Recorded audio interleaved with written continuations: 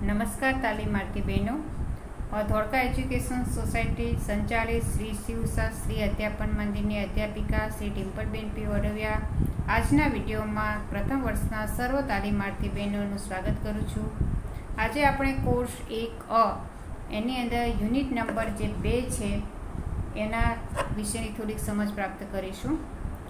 બાળકનો મનોશારીરિક વિકાસ અને પૂર્વ પ્રાથમિક શિક્ષણ, જેમાં દરેક યુનિટમાં પહેલાં પ્રસ્તાવના હોય છે, ત્યાર પછી ઉદ્દેશો, પૂર્વ પ્રાથમિક શિક્ષણની ઐતિહાસિક ભૂમિકા, પૂર્વ પ્રાથમિક શિક્ષણની જે સંકલ્પના છે એના જે પેટા મુદ્દા છે એમાં પૂર્વ પ્રાથમિક શિક્ષણનો અર્થ, પૂર્વ પ્રાથમિક શિક્ષણના ધ્યેયો, પૂર્વ પ્રાથમિક શિક્ષણની વિશેષતાઓ, પૂર્વ પ્રાથમિક શિક્ષણનું મહત્ત્વ. ત્યાર પછી છે બાલ્યાવસ્થા તેમજ પ્રી સ્કૂલ બાળકોમાં સમગ્ર અને વિશિષ્ટ મનોવિકાસ. એના પેટા મુદ્દા છે બાલ્યાવસ્થા, પ્રી સ્કૂલ બાળકોમાં સમગ્ર અને વિશિષ્ટ મનોવિકાસ. અને ત્યાર પછીનો મુદ્દો છે માનસિક શક્તિઓના વિકાસ માટેના શૈક્ષણિક અનુભવો, જેના પેટા મુદ્દા છે માનસિક પ્રક્રિયાની સંકલ્પના, વિવિધ માનસિક શક્તિઓ અને જ્ઞાનેન્દ્રિયોના વિકાસ માટેની મોન્ટેસરી પદ્ધતિ અને કિન્ડરગાર્ટન પદ્ધતિ. ફ્રોબેલ જે છે એના પેટા મુદ્દા છે ફ્રોબેલની બક્ષિસ અને બક્ષિસોનું સ્વરૂપ.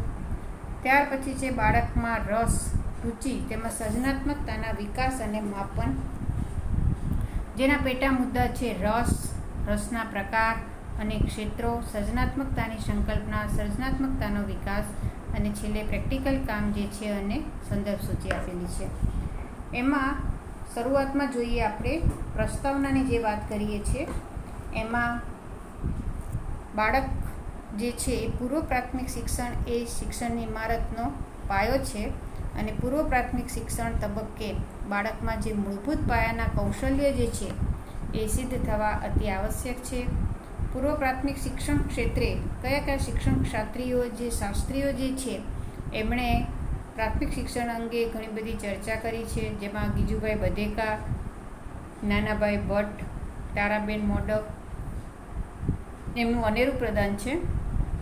અને આ એકમમાં પણ બાળકોના મનોશારીરિક વિકાસ અને પૂર્વ પ્રાથમિક શિક્ષણ અંગેની ચર્ચા કરવામાં આવી છે. ઉદ્દેશો, તમારા માટે આ યુનિટ ભણવા જે છે એના કેટલાક હેતુઓ નક્કી કરેલા છે. તો પૂર્વ પ્રાથમિક શિક્ષણની ઐતિહાસિક ભૂમિકા સમજે, પૂર્વ પ્રાથમિક શિક્ષણની સંકલ્પના, જરૂરિયાત, મહત્ત્વ અને ધ્યેયો સમજે, પૂર્વ પ્રાથમિક શિક્ષણ દરમિયાન થતા બાળકોના સમગ્ર અને વિશિષ્ટ મનોવિકાસ વિશેની સમજ પ્રાપ્ત કરે, શૈક્ષણિક કાર્યમાં સમાવિષ્ટ એવી માનસિક પ્રક્રિયાઓ વિશેની સમજ મેળવે તથા તેને દ્રઢ બનાવતા અનુભવો મેળવે. આટલી વાત જે છે.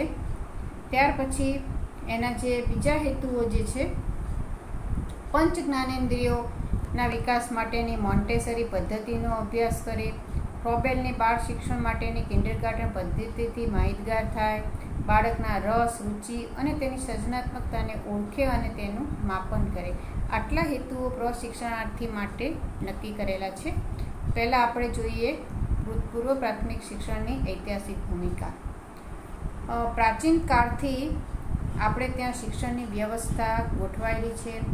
પહેલાં પણ આપણે જાણીએ છીએ કે ભગવાન કૃષ્ણ જે છે એ પણ જંગલની અંદર સાંદીપની ઋષિ પાસે અભ્યાસ કરવા ગયા હતા. શ્રી રામ પણ અભ્યાસ કરવા માટે જંગલમાં ગયેલા.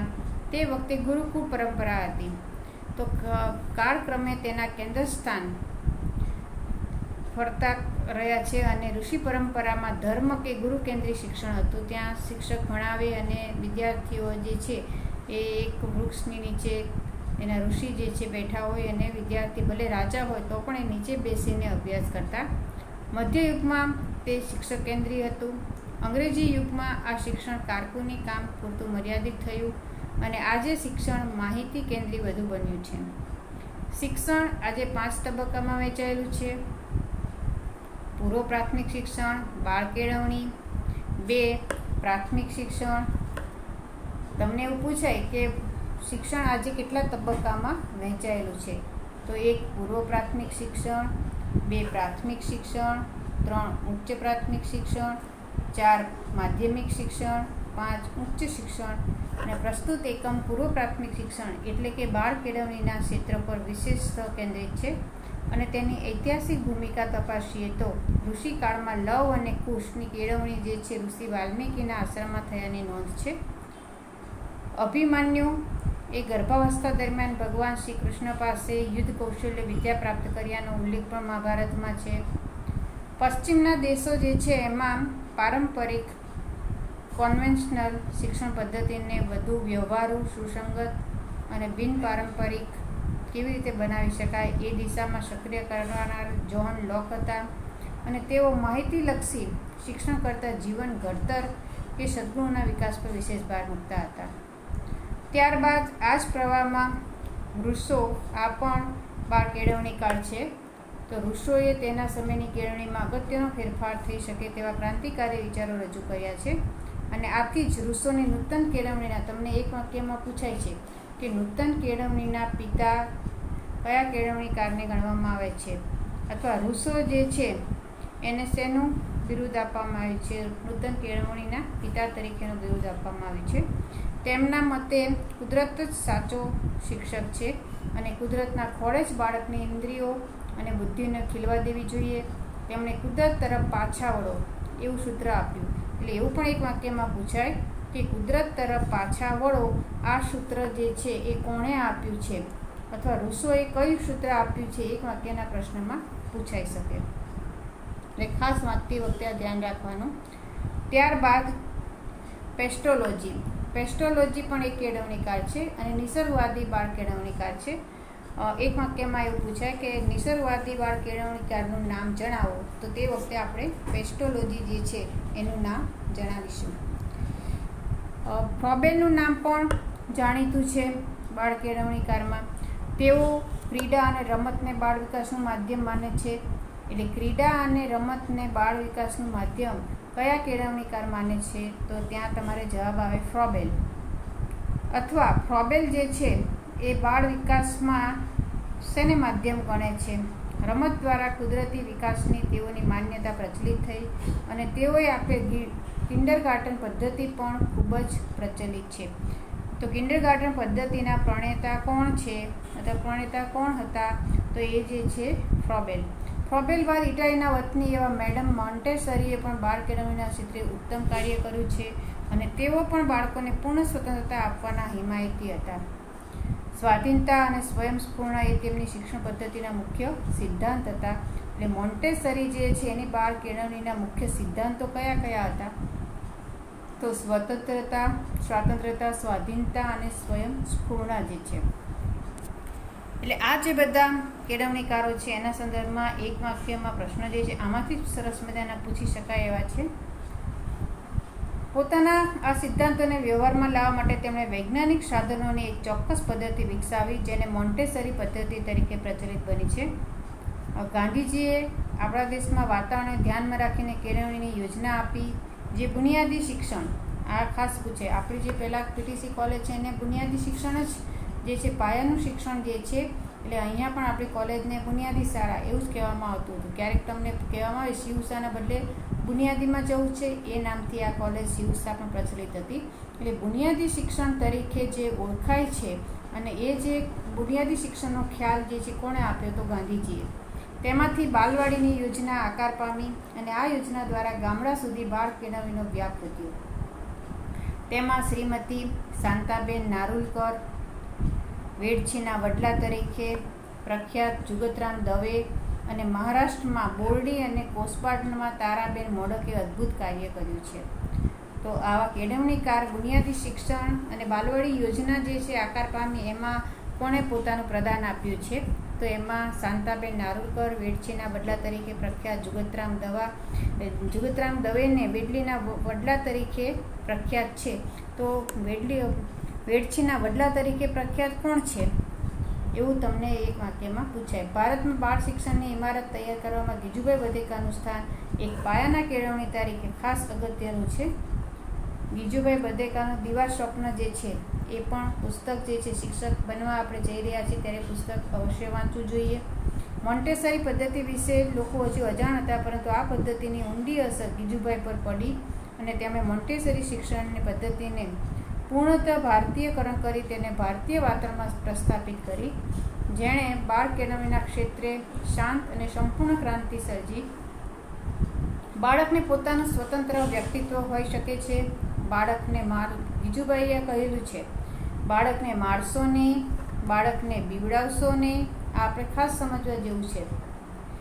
બાળકને મારશો નહીં, બાળકને બીવડાવશો નહીં, બાળકને લાલચ આપશો નહીં જેવા સૂત્ર સાથે શિક્ષણમાં શિક્ષાનો બહિષ્કાર અને પારંપરિક બાળ કેળવણીને ઉજાગર કરનાર ગીજુભાઈએ ગુજરાતમાં અસંખ્ય બાળ મંદિરોની સ્થાપના કરી અને બાલો દેવોની વિભાવનાને મૂર્તિમંત કરનાર ગીજુભાઈ બધેકાને મૂછાળી માનું બિરુદ પણ આપવામાં આવ્યું છે. મૂછાળી માનું બિરુદ કયા કેળવણીકારને આપવામાં આવ્યું છે?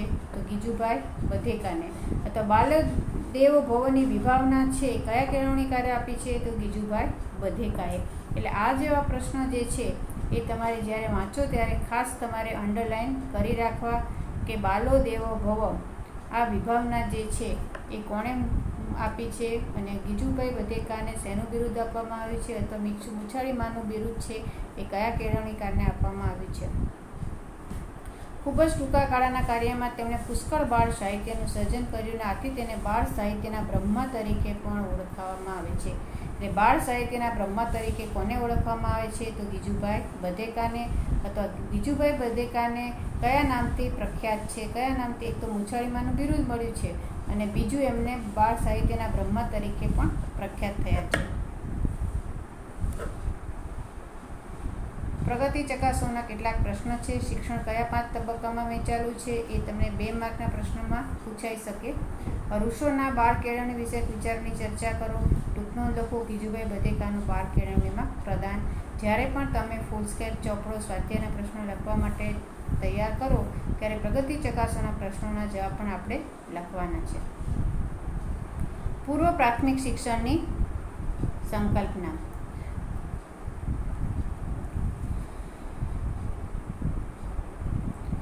પૂર્વ પ્રાથમિક શિક્ષણની સંકલ્પના જેમાં બાળકને પોતાનું સ્વતંત્ર વ્યક્તિત્વ છે એ ક્રાંતિકારી વિચારે બાળક તરફની મોટાની દ્રષ્ટિ અને વલણમાં જબરો ફેરફાર કર્યો. બાળકના સ્વતંત્ર વ્યક્તિત્વના આ વિચાર બીજને દુનિયાના કેળવણીકારો અને મનોવૈજ્ઞાનિકોએ ઉછેર્યું. ઉત્તમ મનુષ્યના ઘડતરનો પાયો અહીં નખાય છે. સ્વસ્થ સમાજના નિર્માણની શરૂઆત બાળ કેળવણીથી થાય છે અને બાળકનું વ્યક્તિત્વ મોટાભાગે 0 થી 6 વર્ષ સુધીના જે છે બાળકનું વ્યક્તિત્વ મોટાભાગે 0 થી 6 વર્ષની વયે નિર્માણ પામે છે. એટલે આ સમયગાળો ખૂબ જ અગત્યનો છે અને આ સમયગાળામાં માતા પિતાએ ખૂબ જ એ બાળક પર એના વિકાસ માટે ધ્યાન રાખવાની જરૂર છે. બાલમંદિરમાં જતા હોય તો બાલમંદિરના શિક્ષકે, પહેલા ધોરણમાં પ્રવેશ મેળવ્યો હોય તો પહેલા ધોરણના શિક્ષકે પણ પૂર્વ પ્રાથમિક શિક્ષણ જે છે એનું જ્ઞાન હોવું જોઈએ. એને બાળ કેળવણી, બાળ ઉછેરનો ખ્યાલ હોવો જોઈએ જે તેના કેળવણી અને અનુભવોને આધારે આગળ ગળાતું હોય છે. ગીજુભાઈ કહે છે કે 2 પાંદડે આવેલો છોડ કે જેમાં હજી ફળ ફૂલ પણ નથી આવ્યા તે દરેક પળે ફળ ફૂલ માટે પણ જીવતો અને પોષણ મેળવતો હોય છે. તે રીતે માણસની ભવિષ્યની સિદ્ધિઓનો પાયો બાળપણમાં જ નખાતો હોય છે. આમ તેને પોષવાનું કાર્ય પણ બાળપણથી જ શરૂ થાય છે. પ્રસ્તુત એકમમાં પૂર્વ પ્રાથમિક શિક્ષણના કેટલાક પ્રાથમિક ખ્યાલો, પદ્ધતિઓ અને કેટલાક બાળ કેળવણીકારોના વિચારોને ચર્ચા કરવામાં આવી છે. પૂર્વ પ્રાથમિક શિક્ષણનો અર્થ. ગુજરાત સરકાર દ્વારા તૈયાર કરાયેલ પૂર્વ પ્રાથમિક શિક્ષણ અંગેની શિક્ષણ નીતિ અનુસાર પૂર્વ પ્રાથમિક શિક્ષણ એટલે શું? તમને એવું પૂછે પૂર્વ પ્રાથમિક શિક્ષણ એટલે શું? તો પ્રાથમિક શિક્ષણ પહેલાં આપવાનું શિક્ષણ જેને પૂર્વ પ્રાથમિક શિક્ષણ કહેવામાં આવે છે. સામાન્યતઃ 3 થી 6 વર્ષના બાળકોને અનૌપચારિક રીતે અપાતું શિક્ષણ. આ શિક્ષણ મહદઅંશે મોન્ટેસરી પદ્ધતિથી આપવાનું સ્વીકારવામાં આવેલ છે. બાલ મંદિર, બાલવાડી, આંગણવાડી, બાલ મંદિર, બાલવાડી, આંગણવાડી કે નર્સરી શાળામાં અપાતું શિક્ષણ એ પૂર્વ પ્રાથમિક શિક્ષણ છે. એક અર્થમાં તો પ્રાથમિક શાળાના શિક્ષણ માટે બાળકને તૈયાર કરતો પ્રોગ્રામ, પ્રાથમિક શાળામાં શિક્ષણ માટેના બાળકને તૈયાર કરતો કાર્યક્રમ જેને પૂર્વ પ્રાથમિક શિક્ષણ કહેવાય છે. બાળકની જિજ્ઞાસાવૃત્તિ અને ગ્રહણ શક્તિ આ સમયગાળામાં ખૂબ જ તીવ્ર હોય છે. પૂર્વ પ્રાથમિક શિક્ષણના સમયગાળામાં જે જોવા મળતું લક્ષણ છે તો બાળકને અનેક પ્રશ્નો થતા હોય છે. એ મમ્મીને પણ ઘણા બધા પ્રશ્નો પૂછતું હોય છે. આમ કેમ થયું? આમ હોત તો શું થાત? એ ઘણી વખત માતા પિતા બહુ પૂછપૂછ કરે ત્યારે એવું કહે છે, બહુ પ્રશ્ન શું કામ કરે છે, ચૂપ થઈ જા. પણ એવું ના કહેવું જોઈએ. એમની જિજ્ઞાસા વૃત્તિને સંતોષે અને એને સંતોષ મળે એ રીતનો જવાબ આપવો જોઈએ. આ ગાળામાં જો તેની પદ્ધતિસરની કેળવણી થાય તો તે આગળની શિક્ષણની પ્રક્રિયા છે વધુ સરળ અને સહજ બને છે. બાળકના જિજ્ઞાસા વૃત્તિ, ગ્રહણ શક્તિ અને સર્જન શક્તિને આનંદપૂર્ણ રીતે પોષી તેના સર્વાંગી વિકાસનો પાયો નાખવાનું પદ્ધતિસરનું કાર્ય એટલે પૂર્વ પ્રાથમિક શિક્ષણ કે બાળ કેળવણી એવું કહી શકાય. એટલે પૂર્વ પ્રાથમિક શિક્ષણ એટલે શું? તો બાળકની જિજ્ઞાસા વૃત્તિ, ગ્રહણ શક્તિ અને પૂર્વ શક્તિને આનંદપૂર્ણ રીતે પોષી તેનો સર્વાંગી વિકાસનો પાયો નાખવાનું પદ્ધતિસરનું કાર્ય એટલે પૂર્વ પ્રાથમિક શિક્ષણ કે બાળ કેળવણી એવું કહી શકાય. પૂર્વ પ્રાથમિક શિક્ષણના ધ્યેયો. પૂર્વ પ્રાથમિક શિક્ષણના ધ્યેયોની વિચારણા કરતી વખતે સામાન્ય રીતે શિક્ષણશાસ્ત્રીઓએ આ અંગે શું મંતવ્ય ધરાવે છે તે જાણવું ખૂબ જરૂરી છે. Gijubhai Badheka, madam Montessori, Gandhiji, doctor Zakir Hussain, Jugatram Dave અને કોઠારી કમિશન 1966 દ્વારા પૂર્વ પ્રાથમિક શિક્ષણના ધ્યેયો સૂચવાયેલા છે.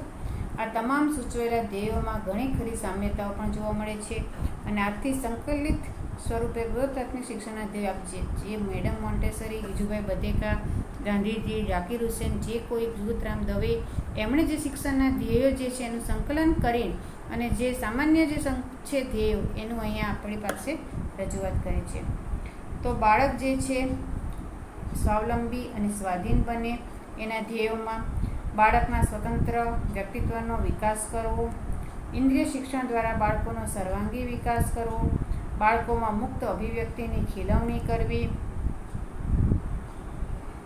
સંગીત, રમત, વાર્તા, નાટક, પ્રવાસ દ્વારા શિક્ષણ આપવું,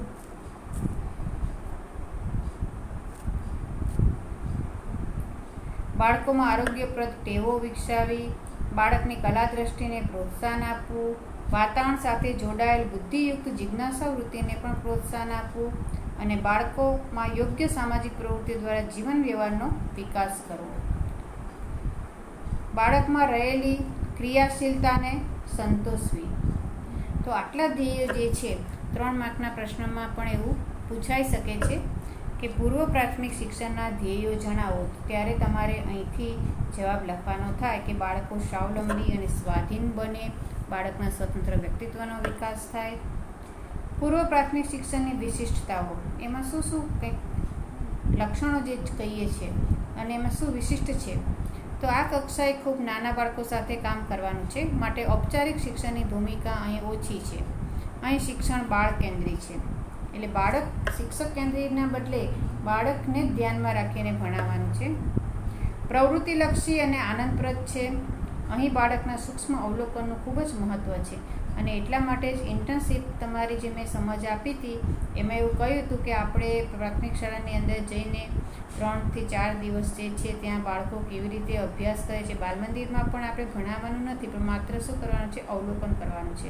અને પૂર્વ પ્રાથમિક શિક્ષણનો સમયગાળો છે, નર્સરી જે છે, કેજી છે, સિનિયર કેજી, જુનિયર કેજી. તો ત્યાં તમારે અવલોકન કરવાનું છે કે બાળક જે છે એ કેવી રીતે અભ્યાસ કરે છે અને શિક્ષક કેવી રીતે ભણાવે છે. અવલોકનને આધારે બાળકના રસ, રુચિ, તેની વિશિષ્ટ શક્તિઓ, તેની મુશ્કેલીઓને જાણી તે અનુસાર શિક્ષણ કાર્ય ગોઠવાય છે. શિક્ષકની ભૂમિકા જે છે એ અહીંયા માર્ગદર્શકની છે. શિક્ષકે ભણાવ કરવાની નથી. બાળકને શીખવવાની ટેવવાળો શિક્ષક અહીં સફળ થતો નથી. શિક્ષક નથી હું આજે બધું ભણાવી જ દઉં તો એ શિક્ષક અહીંયા સફળ ના થાય. શિક્ષકે પહેલાં ઓબ્ઝર્વ કર્યો કે બાળક ભણવાના મૂડમાં છે કે નહીં, એની શારીરિક માનસિક પરિસ્થિતિ છે, એનો અભ્યાસ કરવો જોઈએ, અવલોકન કરવું જોઈએ. હજી તો બાળક શાળામાં પહેલાં ધોરણમાં રડતું હોય, હજી એને સેટ જ ના થયું હોય, તમે એમ કે મારો કોર્સ ચલાવી દઉં, ભણાવી દઉં, તો એ શક્ય ના બને. પ્રવૃત્તિ દ્વારા સ્વાનુભવે બાળક પોતાની ગતિથી શીખે તે તેનું મહત્ત્વ છે. સોટી વાકે ચમચમ અને વિદ્યા આવે રમઝમ એ ખ્યાલ હવે અપ્રસ્તુત છે. અહીંયા એ ખ્યાલ છે સફળ થઈ શકે નહીં કે આપણે વિદ્યાર્થીને દમનથી શિસ્તથી ભણાવીએ.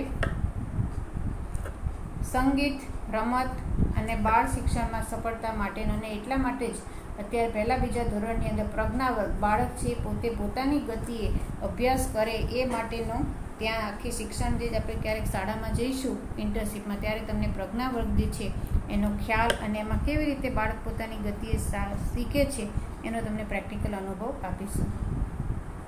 સંગીત, રમત અને વાર્તા બાળ શિક્ષણમાં સફળતા માટેના બ્રહ્માસ્ત્રો છે. તેના દ્વારા બાળકમાં અભિવ્યક્તિનો વિકાસ થાય છે. એટલે પહેલાં ધોરણની અંદર નાના બાલમંદિરમાં નાના બાળકો છે એને માત્ર ગીતો ગવડાવો, રમત રમાડો, વાર્તા કહેવું, અને એ રીતે જ એને અને એ છે એ ખાસ અગત્યના જે બ્રહ્માસ્ત્ર કહેવામાં આવે છે. તો બાળકોને ત્યાં ભણાવવાનું નથી, માત્ર એને મનોરંજન અને રમત રમાડવાની છે. એને પહેલાં શાળાની અંદર બાલમંદિરની અંદર સેટ કરવાનું છે. આરોગ્ય સુધરે તથા સ્થિરતા પણ આવે છે, તેમજ બાળકને આનંદ પણ પ્રાપ્ત થાય છે. અહીં બાળકના આરોગ્યની કાળજી પણ લેવાય છે અને તે માટે અંગ સ્વચ્છતાની પ્રવૃત્તિઓ, પાણી પીવાની રીત, આ બધું બાળ મંદિરમાં ખાસ જોવા મળે. પાણી પીવાની રીત, નાસ્તાની યોગ્ય રીત, રમત, વ્યાયામ દ્વારા આરોગ્ય પ્રવૃત્તિઓનો વિકાસ કરવામાં, આ બધી બાબતો જે છે એને આવરી લેવામાં આવે છે. પહેલાં તો બાળક કેવી રીતે બેસવું, જમવું કેવી રીતે, એ બધું જ એને શીખવવાનું હોય છે. આધુનિક પૂર્વ પ્રાથમિક શિક્ષણમાં બાળકોને કામ કરવા માટે સ્વતંત્રતા આપવામાં આવે છે. બાળક સ્વયં સ્ફૂર્તિથી પોતાના રસ અનુસાર કાર્ય કરી શકે તેવું વાતાવરણ નિર્માણ કરવું અહીં ખૂબ જ જરૂરી છે. ઇનામ, હરીફાઈ કે શિક્ષાને અહીં કોઈ સ્થાન હોઈ શકે નહીં. સ્પર્ધા જે છે એ અહીંયા આપણે લાવી શકીએ નહીં પૂર્વ પ્રાથમિક શિક્ષણમાં. પૂર્વ પ્રાથમિક શિક્ષણનો આ ગાળો ઔપચારિક શિક્ષણનો નથી, માટે લેખન કાર્ય, પાઠ્યપુસ્તક, દફતર કે અન્ય બોજારૂપ બાબતોનો પણ અહીંયા સ્થાન નથી. એટલે આ ખાસ છે પૂર્વ પ્રાથમિક શિક્ષણ જે છે શું છે, એની શું વિશિષ્ટતા છે, એ પ્રાથમિક શિક્ષણ કરતાં કંઈક અલગ છે. આ બધી વસ્તુ શાળામાં દફતર લઈ ન આવે તો પણ આપણે એને ફરજ પાડવાની નથી. એને શાળામાં આવતું, રમતું, ખીલતું એને સ્વયં ખીલવા દેવાનું છે.